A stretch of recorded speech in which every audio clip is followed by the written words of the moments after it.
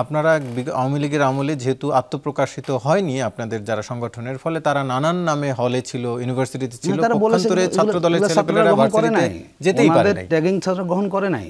না, শুধু ট্যাগিং কেন বলছেন? যিনি 5 বছর 10 বছর ধরে 5 বছর ধরে একটা শিক্ষার্থী যদি হলে সবার সাথে মিশে, তারকেই তো সবাই পছন্দ করবে, এটি স্বাভাবিক নয়? তখন তো আপনারা আত্মপ্রকাশ করেননি সংগঠনের নামটি বা কে নেতা। ছাত্র শিবির কি স্বাভাবিক অবস্থা ছিল গত 15 বছরে?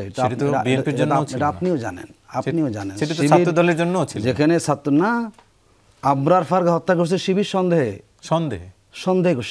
শিবির সে করে না, সন্দেহে করেছে। ছাত্র শিবিরকে মারা সেখানে জায়েজ ছিল এবং শিবির সন্দেহে তাকে ধরে নিয়ে তাকে মেরে পুলিশে দেওয়া হয়েছে। এরকম ঘটনা যেতে পারেনি, গেলেই মার খেয়েছে, দল খেয়েছে, কিন্তু পুরো রাষ্ট্রযন্ত্র ছিল শিবিরের বিরুদ্ধে, জামাতের বিরুদ্ধে। এইরকম রাষ্ট্রীয় নিপীড়ন যা আমরা ফেস করেছি, এত ফেস কিন্তু বিএনপি করে নাই। ছাত্র শিবিরের মামলার যে সংখ্যা কিংবা তাদের মামলার সংখ্যা, আটকের সংখ্যা, সেটা তো আপনাদের থেকে কয়েক গুণ বেশি।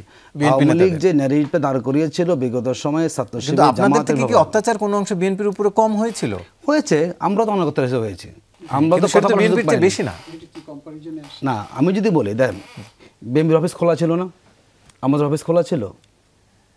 আমরা তো পুরোটাই বলা যায় মানে আমাদের আমরা দুজন বসতে পারিনি।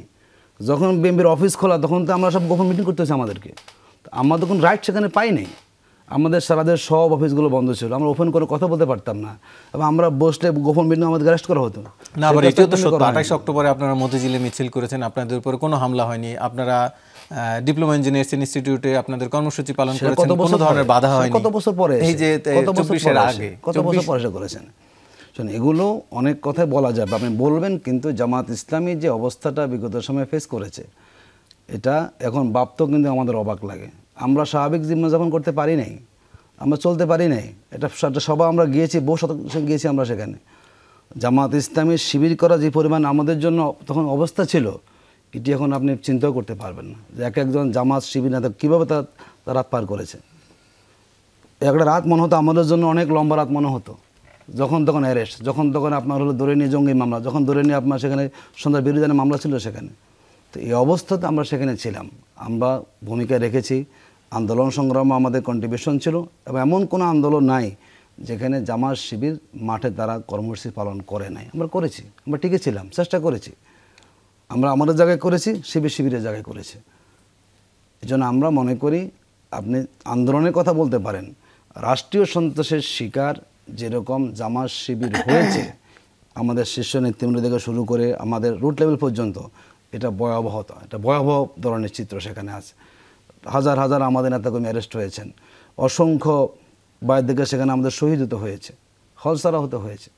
সে বিভীষিকাময় পরিস্থিতি কিন্তু সবাইকে সেভাবে ফেস করতে হয়, যেভাবে আমরা জামাত এবং শিবিরকে বিগত সময়ে আমাদেরকে মোকাবেলা করতে হয়েছে। কিন্তু তারপরও বিএনপি তাদের কর্মসূচি পালন করতে পেরেছেন, নামেই পেরেছে, যেটি আপনারা হয়তো বেনামে করেছেন। না, আমরা নামও করেছি। ইউনিভার্সিটিগুলোতে আমাদের অবস্থাটা খুবই ভয়াবহ ছিল। আপনি জানেন ইউনিভার্সিটিগুলো শিবির সেখানে কীভাবে ছিল।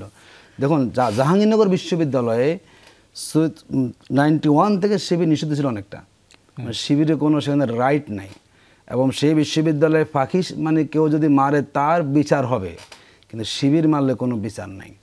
তো সেই দেশে আপনি কিভাবে বলতে পারেন যে আমরা স্বাভাবিক কি করেছি সেখানে? না, সেটি আসলে পুরোপুরি এটি হয়তো কথিত যে শিবির মূল্যে বিচার হবে না। কেন আবরারকে মারার পরে কি সেটির বিচারের দাবিতে সারা দেশের মানুষ একত্র হয়েছে না?